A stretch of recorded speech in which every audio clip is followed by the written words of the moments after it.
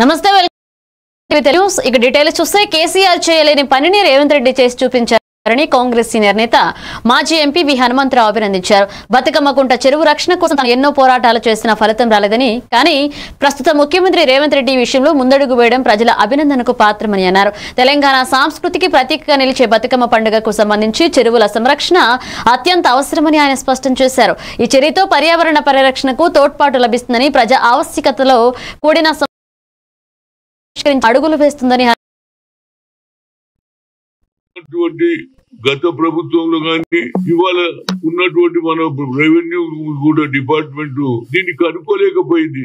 దానికి కారణం ఏంటంటే ముఖ్యంగా ఈ సర్వేయర్లు మరి దీనికి లోతుగా సర్వే చేసి ఇవాళ ప్రభుత్వానికి నేను అనుకున్న 15,000 కోట్ల రూపాయలు ఆ ల్యాండ్ మీద కాపాడడం జరిగింది. దాని మీద మనం తప్పనిసరిగా ఏ ముఖ్యమంత్రి అయితే 2 బెడ్రూమ్ పెడతా అన్నాడు, దీని అందరికీ ఉపయోగపడుతుంది. కానీ అపోజిషన్ ఒకటే పాయింట్ పెట్టుకున్నది, హైడా ఇండ్లు కూలగొడుతున్నారు, ఇండ్లు కూలగొడుతున్నారు. అరే పేదోళ్ళ ఇండ్లు కూలగొడితే తప్పనిసరిగా 2 బెడ్రూమ్ ఇస్తా అని ముఖ్యమంత్రి గారు చెప్పారు.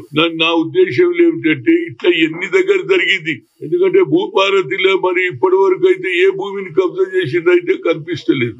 నిజంగా నేను ముఖ్యమంత్రి గారు చెప్తున్నా, హైడాకు ఇంకా ఎక్కువ పవర్స్ ఇచ్చే చాలా భూములు బయటకు వస్తాయండి. ఇందిరాగాంధీ ఇచ్చిన అసైన్ భూములు గాని, ఇందిరాగాంధీ ఏదైతే దున్నేవాడికే భూమి గాని, ఇవన్నీ కూడా నేను ముఖ్యమంత్రి గారిని కోరుతున్నాను. ఎందుకంటే రాష్ట్రం అభివృద్ధి చెందుతుంది, నంబర్ 1 సిటీ అవుతుంది. యావత్ భారతదేశంలో కాదు ఇతర కంట్రీల నుంచి కూడా పెద్ద పెద్ద ఇండస్ట్రీస్ మన రాష్ట్రానికి వస్తాయి. ఎందుకంటే ఆనాడు నిజాం ఎంతో భూమిని వదిలేసిపోయాడు, కానీ అది కూడా ఇవాళ కబ్జా అవుతుంది. దీనికి నిజంగానే హైడా గారికి ఏదైతే ఇప్పటిదాకా 3-4 చెరువులు కూడా కనుక్కోవడం జరిగింది. ఆ చెరువులు అంటే ఎన్విరాన్మెంట్ బాగుంటుంది.